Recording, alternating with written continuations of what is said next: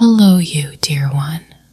If you've been doubting yourself, second-guessing every decision, replaying every conversation, asking other people what you should do because you don't trust your own feelings, this deep talk is for you. Because self-trust isn't something you either have or don't have. Self-trust is something you build. And many people didn't lose self-trust because they were born insecure. They lost it because life taught them to question themselves. Maybe you were gaslit. Maybe your feelings were dismissed. Maybe you were criticized for your choices. Maybe you grew up around unpredictability and learned to scan for danger instead of listening to your inner voice. Maybe you made a mistake once, and you never forgave yourself. So now, even when something feels wrong, you hesitate. Even when something feels right, you overthink. And you live in a constant state of asking, am I sure? Am I reading this correctly? What if I'm wrong? What if I regret it? Dear one, you don't need perfect certainty to trust yourself. You need something gentler. You need soft self-trust, the ability to be on your own side even when you're unsure. Why self-trust feels hard for sensitive people. Sensitive people often feel deeply, and that depth can make you question yourself. Because your emotions are strong, you might think they're unreliable. You might say, I'm too emotional. I overreact. I'm dramatic. I'm sensitive. But emotions are not the enemy. Unprocessed emotions can be loud, yes. But emotions, when you learn to listen, are information.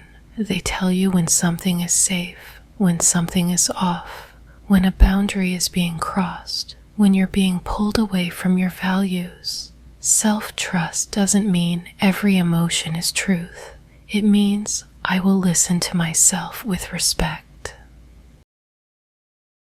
How self-trust gets broken.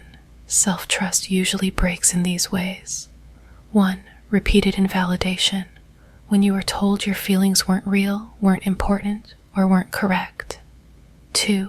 Punishment for expression. When honesty led to conflict, shame, or withdrawal. 3. Gaslighting and confusion. When someone twisted your memory, your words, your reality. 4. People-pleasing survival, when you learned to prioritize other people's comfort over your own truth. 5. Self-betrayal patterns, when you ignored your own red flags again and again, and your body stopped believing you would protect it. This last one matters, because your nervous system trusts you when you prove you will keep yourself safe. Self-trust isn't built by thinking. It's built by protection. Soft self-trust begins with one promise. I won't abandon myself. A lot of people are waiting for self-trust to feel like confidence. But it doesn't start there. It starts with loyalty. It starts with a quiet promise. I won't abandon myself. Even if I'm scared. Even if someone is upset. Even if I'm not sure. Even if I change my mind later. Because you don't need to be perfect to be loyal to yourself. You just need to stop leaving yourself in moments that matter. How to rebuild self-trust in small ways. Let's make it practical. You rebuild self-trust the same way you build trust with another person, through consistent actions. 1. Keep small commitments to yourself. Drink water, go to bed earlier, take your medication, go for the walk you promised. Do one small task you said you would do. Each time you keep a promise to yourself, your nervous system learns. I can rely on me. 2. Say no when you mean no, even if your voice shakes. Self-trust grows every time you protect your boundary. 3. Stop explaining your intuition to people who don't respect it. Not everyone is entitled to your reasons. 4. Believe your body. If your body feels tense, small, anxious, unsafe around someone, listen. Your body is often more honest than your mind. Repair self-betrayal with compassion. If you ignored red flags before, don't punish yourself. Say, I understand why I did that, and I'm choosing differently now. Shame destroys self-trust. Compassion repairs it. The difference between fear and intuition. This is where many people get stuck. Fear is loud and urgent. It says, act now, fix this, chase, explain, don't lose them. Intuition is quieter. It's the calm knowing beneath noise. It says, this isn't right. This is too expensive for my peace. I need space. I deserve better. So if you want to hear intuition, you need to create quiet. That's why soft self-trust pairs well with the pause. Pause, breathe, then listen. Self-trust doesn't mean you never get it wrong. Here's a truth that might relieve you. Self-trust doesn't mean you never make mistakes. Self-trust means when you make a mistake, you don't abandon yourself. You learn, you repair, you adjust. You don't turn one wrong choice into a life sentence.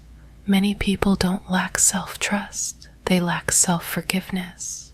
So part of soft self-trust is learning to say, I can handle the outcome even if it's imperfect. That sentence is powerful because the fear behind self-doubt is often fear of consequences. So you build trust by proving to yourself, even if things go wrong, I will be here. What self-trust feels like in love. Self-trust in love is not never needing reassurance. It's not being cold. Self-trust in love is not chasing mixed signals, not begging for clarity, not shrinking to be kept, not negotiating your worth. It's choosing people who feel consistent. It's believing your discomfort is data, not drama. It's leaving when your peace is repeatedly harmed. And if you stay, it's staying with eyes open, not with self-abandonment. Ending. You don't need certainty, you need loyalty. Dear one, if you've been doubting yourself, I want you to hear this gently. You don't need perfect certainty to move forward.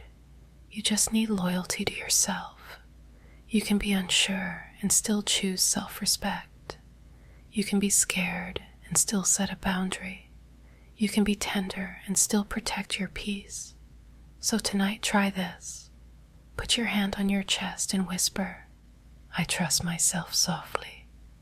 I won't abandon me. I can handle what comes. Take your time, my dear one. Self-trust is not a sudden leap.